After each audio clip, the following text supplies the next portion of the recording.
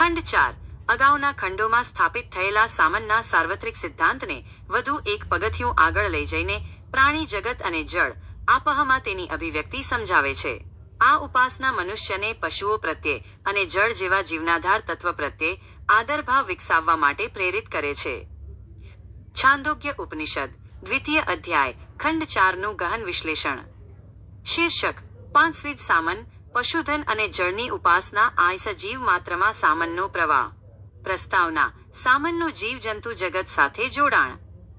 છાંદોગ્ય ઉપનિષદનો દ્વિતીય અધ્યાય સામગાનના 5 ભાગો પંચવિધ સામન ને જીવનના વિવિધ સ્તરો પર ઉપાસવાની પદ્ધતિઓ સમજાવે છે. ખંડ પહેલી 3માં સૂર્ય, પૃથ્વી અને વૃષ્ટિચક્ર પર ધ્યાન કેન્દ્રિત કર્યા પછી ખંડ 4નું ધ્યાન સીધું પશુઓ, પશુધન અને જળ, પાણી પર છે. વૈદિક કાળમાં પશુધન, ગાયો, ઘોડા એ સંપત્તિ અને સમૃદ્ધિનું મુખ્ય માપદંડ હતું. જળ એ જીવનનો મૂળભૂત આધાર છે.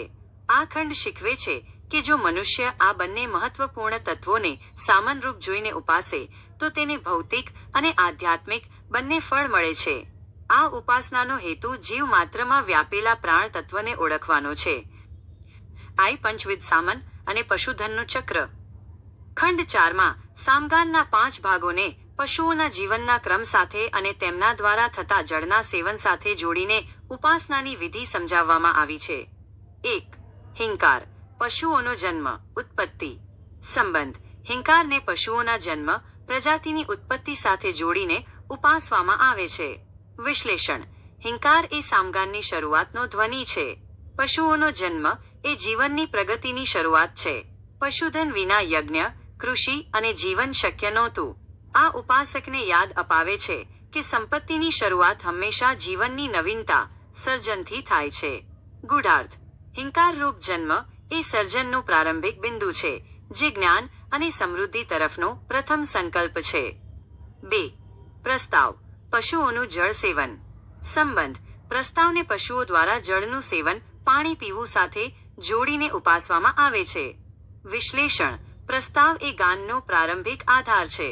જળ એ જીવનનો આધાર છે અને પશુઓ દ્વારા જળ પીવાની ક્રિયા એ જીવનને ટકાવી રાખવાની સૌથી મહત્વપૂર્ણ ક્રિયા છે. જળ પીધા વિના પ્રાણ ટકી શકતો નથી. આ ક્રિયા સામગાનની જેમ જ અનિવાર્ય છે.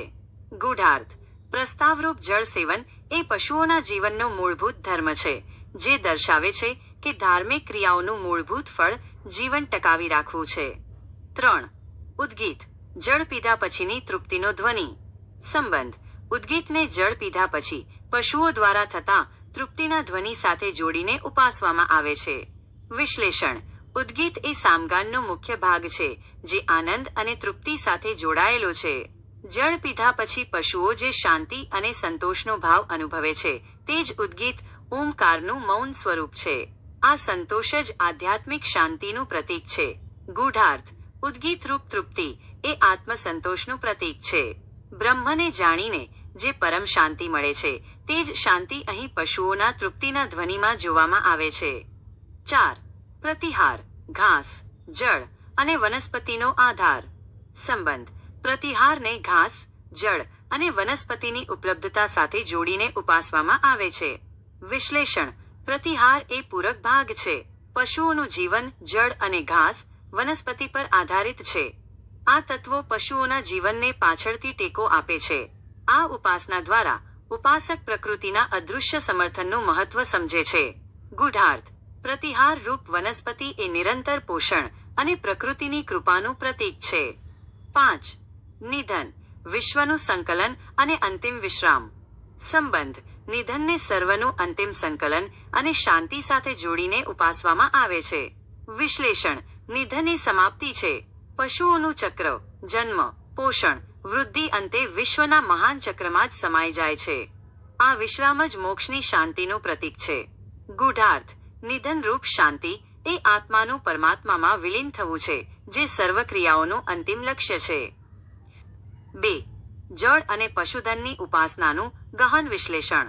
ખંડ 4ની આ ઉપાસના વેદાંતના ઘણા ગૂઢ સિદ્ધાંતોને સરળતાથી સમજાવે છે. 1. જળનું આધ્યાત્મિક મહત્વ. આપહ. વેદ અને ઉપનિષદોમાં જળ, આપહને બ્રહ્મનું એક મહત્વપૂર્ણ સ્વરૂપ માનવામાં આવ્યું છે. શુદ્ધિકરણ, જળ પવિત્રતા અને શુદ્ધિકરણનું પ્રતીક છે. તે બાહ્ય અને આંતરિક અશુદ્ધિઓ દૂર કરે છે. સર્જન. જળને સર્જનનું પ્રથમ તત્વ માનવામાં આવે છે. ઉપાસનાનો હેતુ. સામનને જળ સાથે જોડીને ઉપાસના કરવાથી ઉપાસકને આંતરિક પવિત્રતા અને સ્થિરતા મળે છે.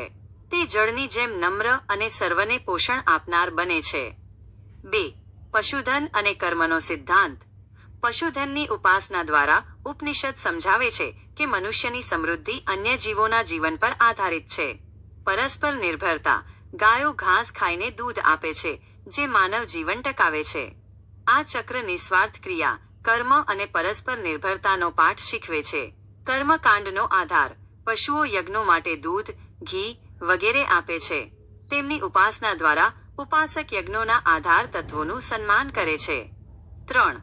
સમતા, સમત્વનો વિસ્તાર. પ્રથમ અધ્યાયમાં સામનનો એક અર્થ સમતા પણ છે.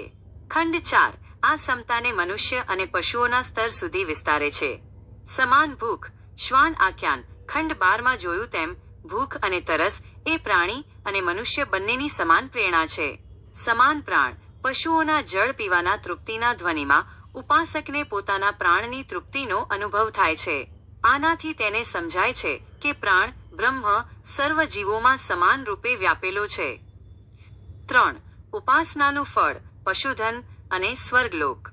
આ ઉપાસનાનું ફળ ભૌતિક અને આધ્યાત્મિક એમ 2 સ્તરે દર્શાવવામાં આવ્યું છે. 1. પશુધનની પ્રાપ્તિ. ઉપનિષદ સ્પષ્ટ કરે છે કે આ રીતે સામનની ઉપાસના કરનારને પ્રચુર માત્રામાં પશુધન, ગાયો, ઘોડા પ્રાપ્ત થાય છે. આ ફળ મનુષ્યના જીવનમાં સમૃદ્ધિ લાવે છે. પરંતુ આ સંપત્તિનો હેતુ માત્ર ભોગવટો નથી. આ પશુધન યજ્ઞો અને ધાર્મિક કાર્યોમાં ઉપયોગી થાય છે, જેનાથી ઉપાસકનું કર્મ શુદ્ધ થાય છે. 2. સ્વર્ગલોકની પ્રાપ્તિ. ખંડ 4નું પરમ ફળ સ્વર્ગલોકની પ્રાપ્તિ છે. સ્વર્ગલોકનો અર્થ માત્ર મૃત્યુ પછીનો લોક નથી. વેદાંતમાં સ્વર્ગલોક એ પરમ સુખ, આનંદ અને ઉચ્ચ જ્ઞાનની સ્થિતિ છે, જે જીવતે જીવ પણ પ્રાપ્ત થઈ શકે છે. પશુધનની ઉપાસના દ્વારા પ્રાપ્ત થતી સમૃદ્ધિ અને શાંતિ ઉપાસકને આ આંતરિક સ્વર્ગ તરફ આગળ વધારે છે.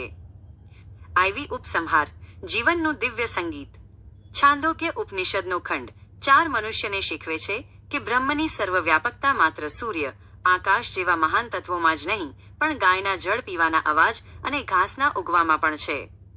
આ ઉપાસના મનુષ્યને પોતાના જીવનના મૂળભૂત આધાર જળ અને પશુધન પ્રત્યે કૃતજ્ઞ બનાવે છે. સામન સંગીતને આ ક્રિયાઓમાં જોઈને ઉપાસક સમજે છે કે તેનું અસ્તિત્વ પણ એક દિવ્ય તાલ સામનમાં વણાયેલું છે. આ સમત્વ અને કૃતજ્ઞતાની ભાવના તેને ભૌતિક જરૂરિયાતોની પૂર્તિ સાથે સાથે આધ્યાત્મિક વિકાસના માર્ગે પણ સ્થિરતા આપે છે.